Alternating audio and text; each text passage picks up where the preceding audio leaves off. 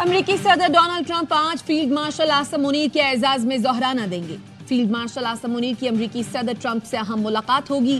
ترجمان white house کا کہنا ہے فیلڈ مارشل آصم منیر کو ظہرانہ وائٹ ہاؤس کے کیبنٹ روم میں دیا جائے گا۔ نائب امریکی صدر اور ٹرمپ انتظامیہ کے اہم عہدیدار بھی شریک ہوں گے۔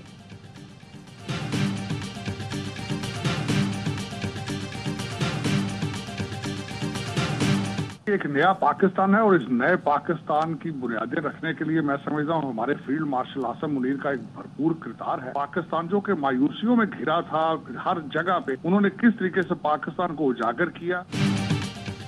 فیلڈ مارشل سید آصم منیر کی امریکہ میں پذیرائی پاکستان کے لیے اعزاز اور پاکستانیوں کے لیے فخر کا مقام ہے۔ پاکستانی نژاد امریکی سیاستدان ساجد تارڑ کی ARY نیوز سے گفتگو۔ بریگیڈیئر ریٹائرڈ حارث نواز کہتے ہیں صدر Trump field marshal Asim Munir کے ذمہ دارانہ کردار کے معترف ہیں۔ ڈاکٹر آصف ریاض قدیر کا کہنا ہے خطے میں پاکستان کی بالادستی تسلیم ہوئی ہے۔ اوورسیز پاکستانیوں کا فیلڈ مارشل کو شاندار خراج تحسین فقید المثال استقبال کیا۔ واشنگٹن میں ڈیجیٹل ٹرک کے ذریعے افواج پاکستان کی قربانیوں اور بے مثال خدمات کو اجاگر کیا گیا۔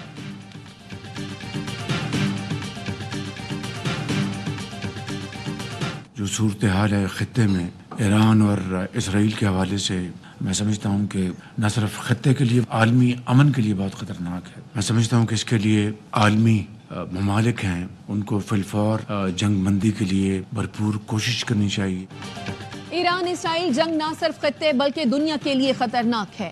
عالمی برادری فوری جنگ بندی کے لیے کردار ادا کرے۔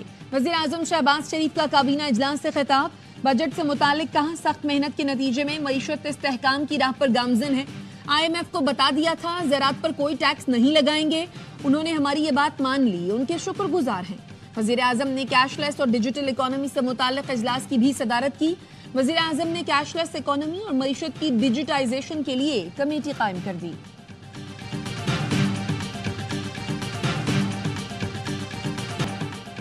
بھارت کی ہٹ دھرمی برقرار، پاک بھارت کشیدگی کم کرنے کے لیے امریکہ کی ثالثی قبول کرنے سے پھر انکار۔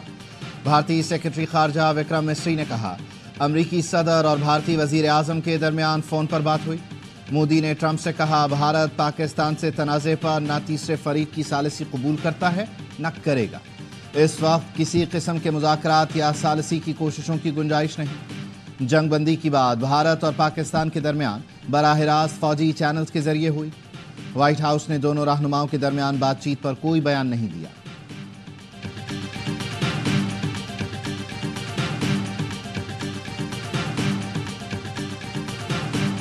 Every country is a right to define its own future. He offers his help, and it's up to whoever he's offering it to whether or not they'll accept it. I would not speak to the nature of another country's decision-making. That's up to them. But I think the President is willing to help. صدر Trump Kashmir پر ثالثی میں مدد کے لیے تیار ہیں، وہ امن کے لیے پیشکش کر چکے ہیں۔ ترجمان امریکی محکمہ خارجہ ٹیمی بروس کی میڈیا بریفنگ، کہا ملکوں پر منحصر ہے کہ وہ مدد کی پیشکش کو قبول کرتے ہیں یا نہیں، انہیں اپنے مستقبل کا تعین کرنے کا حق ہے۔ ایران کے ساتھ مذاکرات میں شراکت دار ملکوں کے کردار سے متعلق ARY نیوز کے سوال پر ٹیمی بروس کا کہنا تھا صدر ٹرمپ دنیا کے بہترین ڈیل کرنے والے شخص ہیں۔ مشرق وسطیٰ کے شراکت دار ممالک ہمارے ارادوں اور مقاصد کو سمجھتے ہیں۔ خدشات کے باوجود ٹرمپ ایران کے ساتھ جوہری معاہدے کی کوشش کر رہے ہیں۔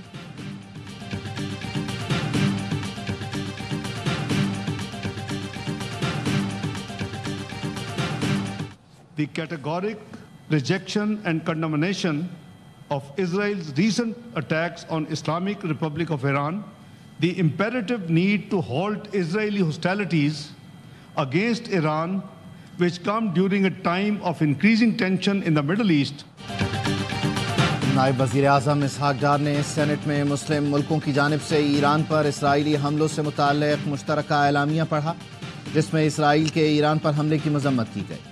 اعلامیے میں کہا گیا ایران پر اسرائیلی حملہ بین الاقوامی قوانین کی خلاف ورزی ہے، آزاد ریاستوں کی خود مختاری اور سلامتی کو یقینی بنانا چاہیے، خطے میں فوجی کارروائیاں مزید کشیدگی کا باعث بنیں گی۔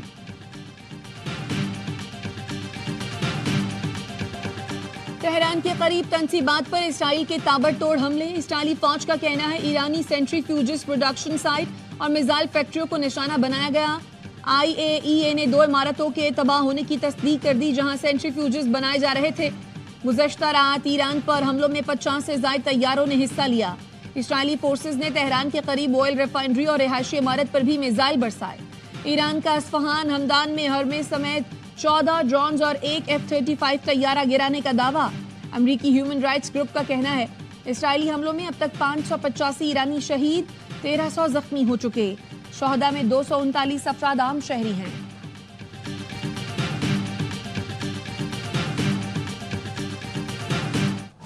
پاسداران انقلاب کا اسرائیلی فضائی حدود پر کنٹرول حاصل کرنے کا دعویٰ، کہا فتح 1 میزائل اسرائیلی دفاعی نظام کے خاتمے کا آغاز ہے۔ ہم نے وسطی اور شمالی اسرائیل پر 20 کے قریب میزائل داغے، اسرائیلی دفاعی نظام کو نشانہ بنایا۔ تل ابیب پر ہائپرسونک میزائل فائر کیے گئے، میزائل حملوں سے کئی مقامات پر آگ لگ گئی۔ آیت اللہ علی خامنائی نے جنگ سے متعلق اختیارات پاسداران انقلاب گارڈز کو منتقل کر دیے، کہا صہیونیوں پر کوئی رحم نہیں کریں گے، ان سے سختی سے نمٹا جائے گا۔ ایران کے مغربی علاقے سے موساد کے 5 ایجنٹ گرفتار کر لیے گئے۔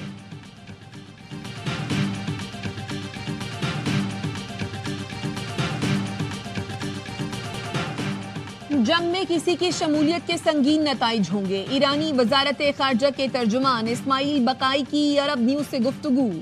کہا عرب ملکوں سمیت تمام اسلامی ملکوں کی جانب سے اسرائیلی حملوں کی مذمت کا خیر مقدم کرتے ہیں۔ ایران اپنا دفاع کر رہا ہے، برطانیہ، فرانس اور جرمنی اسرائیل کو جارحیت سے روکیں۔ ایرانی نیوکلیئر سائٹس پر حملہ کرنا چاہیے یا نہیں، امریکہ کی قومی سلامتی کونسل میں اتفاق نہ ہو سکا۔ ہنگامی اجلاس 1 گھنٹہ 20 منٹ جاری رہا۔ ایران کی جوہری تنصیبات پر حملے کے امکان پر تبادلہ خیال کیا گیا۔ ایک ممکنہ ہدف فوردو میں یورینیم کی افزودگی کا مقام بھی ہو سکتا ہے، جسے تباہ کرنے کی صلاحیت صرف امریکہ کے پاس ہے۔ اجلاس سے پہلے ٹرمپ نے اسرائیلی وزیر اعظم نیتن یاہو کو فون بھی کیا۔ ٹرمپ کا کہنا ہے ایران کے سپریم لیڈر کو نہیں مارنا چاہتے، کم از کم ابھی نہیں۔ ایرانی سپریم لیڈر آسان ہدف ہیں، ہمیں معلوم ہے وہ کہاں چھپے ہوئے ہیں۔ متحدہ عرب امارات کے صدر شیخ محمد بن زاید ال نہیان کا ایرانی ہم منصب کو فون، کہا موجودہ حالات میں ایران اور اس کے عوام کے ساتھ ہیں، صورتحال پر قابو پانے کے لیے فریقین سے رابطے کر رہے ہیں۔ UAE کا سلامتی کونسل سے اسرائیل ایران تنازع فوری حل کرانے پر زور۔ اردن کے فرمانروا شاہ عبداللہ دوم نے کہا اسرائیل کے ایران پر بڑھتے حملے ہر کسی کے لیے خطرہ ہیں۔ فرانسیسی صدر ماکرون نے ایران میں طاقت کے ذریعے حکومت کی تبدیلی کی مخالفت کر دی، کہا یہ بہت بڑی غلطی ہوگی۔ ٹرمپ نے ایران سے متعلق موقف میں 24 گھنٹے میں تبدیلی کی۔ ایران سے متعلق سفارتکاری ہی واحد اور پائیدار راستہ ہے۔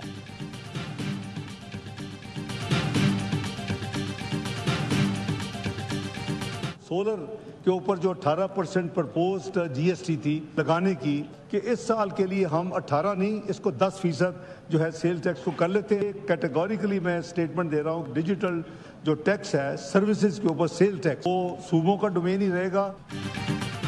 سولر پینل پر سیلز ٹیکس لگے گا۔ حکومت نے پیپلز پارٹی کی تجویز پر ٹیکس کی شرح 18 کے بجائے 10% کر دی۔ نائب وزیر اعظم اسحاق ڈار نے اسمبلی میں بات کرتے ہوئے کہا PIDCL کمپنی اب صرف سندھ میں نہیں بلکہ پورے ملک میں PWD کے منصوبے مکمل کرے گی۔ ڈیجیٹل پر ٹیکس صوبوں کا حق ہوگا۔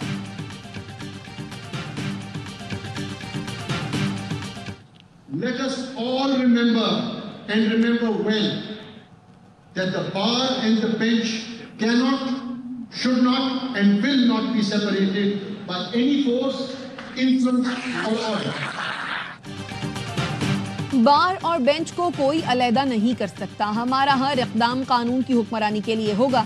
چیف جسٹس آف پاکستان یحییٰ آفریدی کا پشاور میں تقریب سے خطاب، کہا ہم اپنے بڑوں کو نہیں بھولے، نوجوانوں کو بھی بڑوں کو فالو کرنا ہوگا۔ نوجوان آگے آئیں اور ترقیاتی منصوبوں کو سپورٹ کریں۔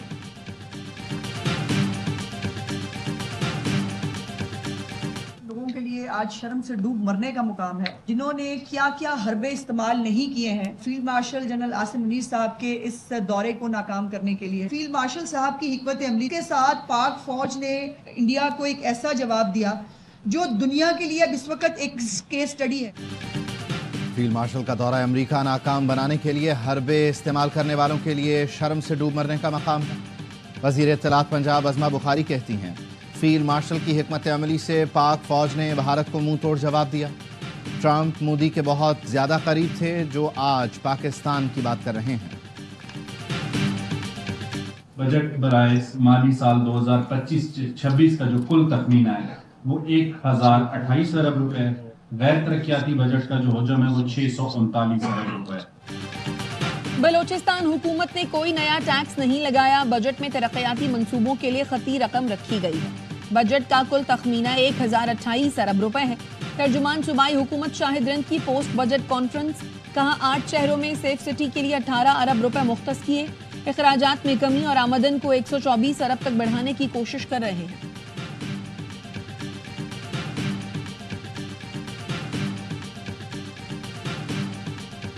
آئندہ مالی سال 2025-2026 کا ترقیاتی اور غیر ترقیاتی تخمینہ بجٹ کا حجم 310 ارب 20 کروڑ روپے رکھا گیا ہے۔ موجودہ حکومت نے 49 ارب کے ترقیاتی فنڈز اگلے مالی سال کے لیے مختص کر کے ترقی کی رفتار کو تیزی بخشی۔ آزاد کشمیر کا 310 ارب 20 کروڑ روپے کا بجٹ پیش کر دیا گیا۔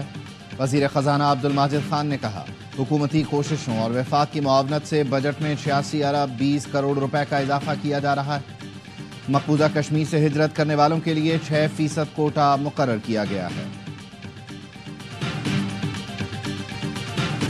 مورو میں پرتشدد مظاہرے اور صوبائی وزیر داخلہ کا گھر جلانے کی ابتدائی تحقیقات مکمل۔ رپورٹ کے مطابق نوشہر و فیروز میں کالعدم جی اے متحدہ محاذ متحرک ہو چکی۔ تھانہ لغاری کی حدود میں قائم سکول میں ذہن سازی کی جاتی رہی۔ نہروں سے متعلق احتجاج میں کالعدم جماعت کھل کر سامنے آئی۔ پولیس مظاہرین کو روکنے میں ناکام رہی۔ ڈی ایس پی اور ایس ایچ او نے سیکیورٹی کا مکمل بندوبست نہیں کیا تھا۔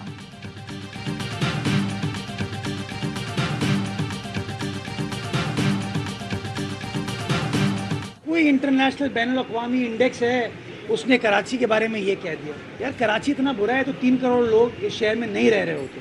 یہ جو درجہ بندی ہوتی ہے، جس دن آپ مجھے کہیں گے میں بھی ایک انڈیکس بنا کے آپ کو دے دوں گا، جاننے والے لوگ ہوں گے جن پہ میرا اثر ہے، وہ کہہ دیں گے اس سے بہترین شہر نہیں ہے۔ رہائش کے اعتبار سے کراچی دنیا کا چوتھا بدترین شہر قرار۔ 173 شہروں میں سے کراچی کا 170واں نمبر۔ اکانومسٹ انٹیلیجنس یونٹ نے گلوبل سروے جاری کر دیا۔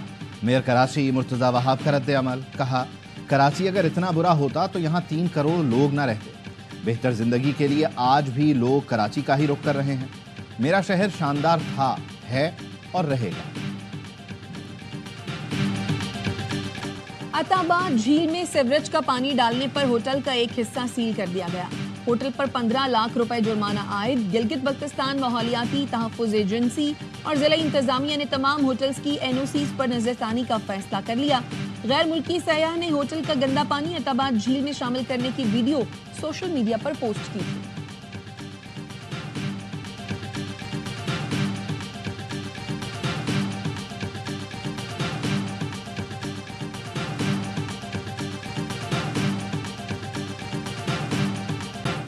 کراچی میں راشد منہاس روڈ پر شاپنگ مال میں آتش زدگی، 250 سے زائد دکانیں جل گئیں۔ ریسکیو انچارج کا کہنا ہے کنٹرول روم میں دھماکے سے چنگاری نکلی تو اسے نظر انداز کیا گیا۔ 10 منٹ بعد آگ بھڑک اٹھی۔ ایک ہی راستہ ہونے کے باعث آگ پر قابو پانے میں مشکلات کا سامنا کرنا پڑا۔ مال کا فائر سسٹم غیر فعال ہے، ہنگامی خارجی راستے تک موجود نہیں۔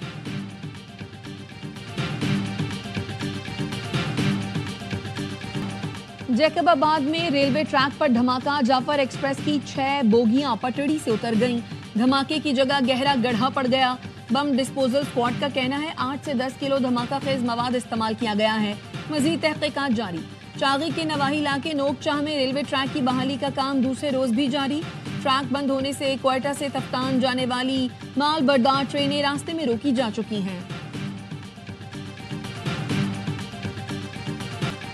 ملک کے میدانی علاقے آج سے 21 جون تک شدید گرمی کی لپیٹ میں رہیں گے۔ محکمہ موسمیات نے انتباہ جاری کر دیا۔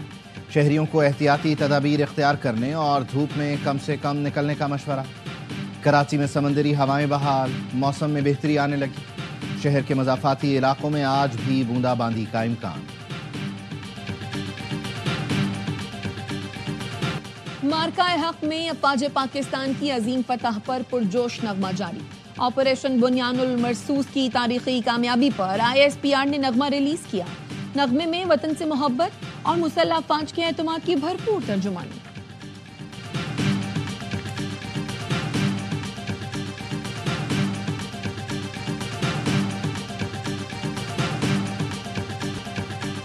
عظیم صوفی بزرگ حضرت عبداللہ شاہ غازی کے عرس کا دوسرا روز، ملک بھر سے ہزاروں زائرین کی کراچی آمد، کلفٹن میں مزار پر حاضری، حضرت عبداللہ شاہ غازی کو نذرانہ عقیدت پیش کیا گیا۔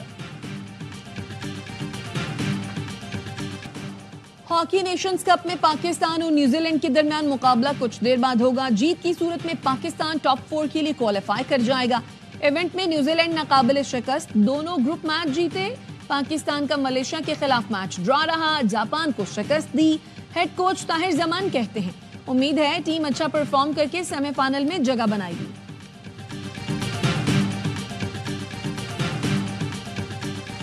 پاکستان کی چیمپئنز ٹرافی کی فتح کو 8 سال مکمل۔ سرفراز کی قیادت میں آج ہی کے دن گرین شرٹس نے لندن کے اوول گراؤنڈ میں روایتی حریف بھارت کو شکست دی تھی۔ فخر نے سینچری، اظہر اور حفیظ نے نصف سینچریاں بنائیں۔ پاکستان نے بورڈ پر 338 رنز کا ٹوٹل سجایا تھا۔ محمد عامر کے اسپیل نے بھارت کی کمر توڑ ڈالی۔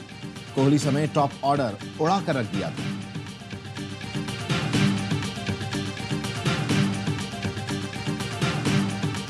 اور ٹیسٹ کرکٹ کی 147 سالہ تاریخ بدلنے پر غور۔ ورلڈ ٹیسٹ چیمپئن شپ کے اگلے سائیکل کے لیے 4 روزہ ٹیسٹ میچز کی تجویز۔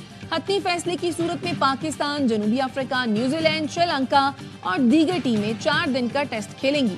بھارت، آسٹریلیا اور انگلینڈ کو 5 دن کا ٹیسٹ کھیلنے کی اجازت ہوگی۔